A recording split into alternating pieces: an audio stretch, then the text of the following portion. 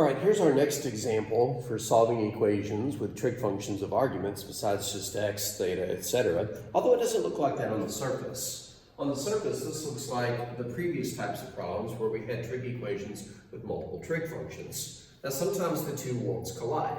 We're going to solve 4 sine theta cosine theta equals square root of 3. Now, could we square both sides of this? We could. We could square both sides of this to create 16 sine squared cosine squared equals 3, and then do a Pythagorean substitution, and then get something in terms of only sines or cosines, which in theory will work because we square both sides, but we would have to check our solutions. However, the more information you know, the more elegant approach you can take. For example, there is a way to fix the fact that this has a sine and a cosine multiplied, but it involves knowing an identity. Can you think of an identity that involves a product of sine and cosine? Now, if you're thinking product of some identities, that's not bad, but there's a much easier one and a much cleaner one to use. We can use the identity sine of 2 theta equals 2 sine theta cosine theta. Because this identity will take the product of sine and cosine with the 2 in front and condense it to a single trig function of just sine at the expense of doubling the argument. Now, we don't quite have 2 sine theta cosine theta here. That's an easy problem to fix. We do have a 4 in front. But even if we didn't have a 4 in front, we could fix it as follows. We could multiply both sides by 2. So we'll inject a 2 on both sides. And stick that 2 in front of the sine theta cosine theta. Now, we could also have split the 4 into 2 times 2 and just had a 2 here and not put the extra 2 over there. There's a variety of ways to massage this equation to make the 2 show up. But let's just say that we decided to multiply both sides by 2 because that'll guarantee to get us a 2.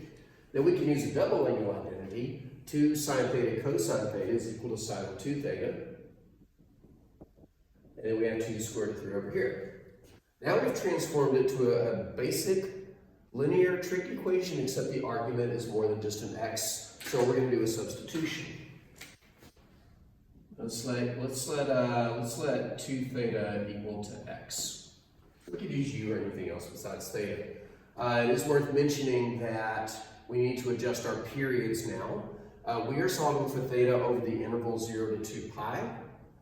So since theta is between 0 and 2 pi, then to get the new argument of 2 theta, we would double all of this and say 0 is less than or equal to 2 theta is less than 4 pi, but 2 theta is being replaced with x.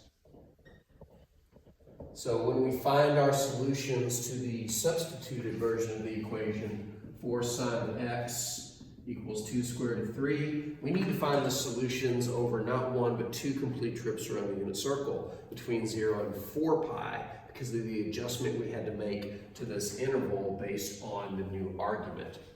So let's finish solving this. If we divide both sides by 4, we get 2 square root of 3 over 4, which reduces to square root of 3 over 2. Oh good, the unit circle value. Let's go ahead and take the quadrant approach. We are looking for where sine is positive.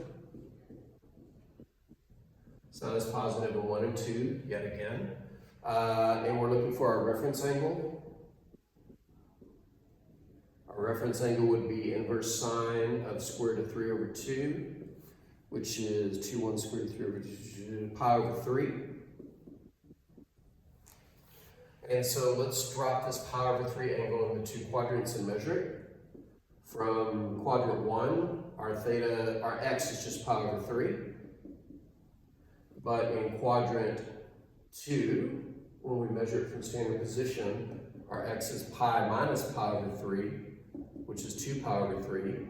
But be careful, x is between 2 complete revolutions of the unit circle. So we would have to measure pi over 3 not only from the first pass, but from another revolution. So we would also get 2 pi plus pi over 3.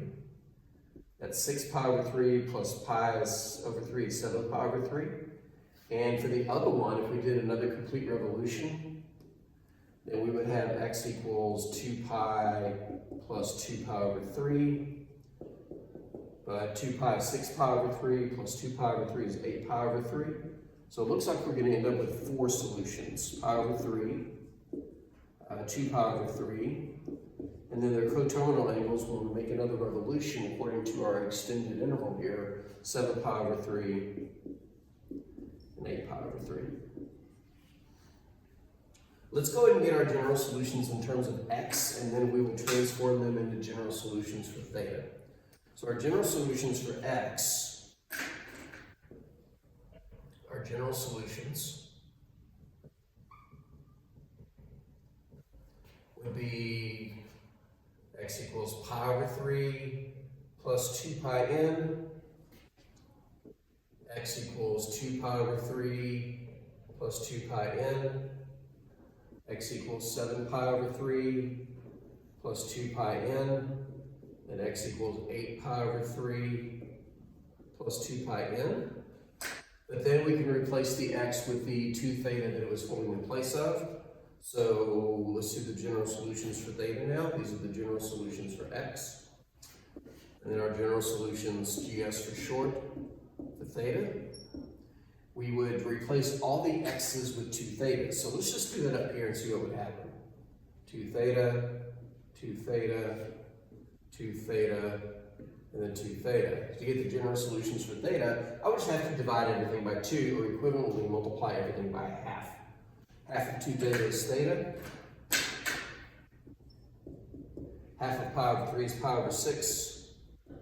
Half of 2 pi n is pi n. Over here, half of pi over 3 is pi over 3. And then half of 2 pi n is pi n. Down here, half of 7 pi over 3 is 7 pi over 6. Then half of 2 pi n is pi n. And then over here, half of 8 pi over 3 is 4 pi over 3. Well, it's 8 pi over 6, but it reduces. Plus pi over n, of course, again, is an element of the integers. And again, this goes along the line with the period change invoked by this. Putting a 2 in front, cut the period in half, so instead of 2 pi, it'd be pi, so it's no coincidence that there's a pi here. Okay, so, we never got the specific solutions for theta over 0 to 2 pi, but they are embedded inside of our general solutions. And there you have it.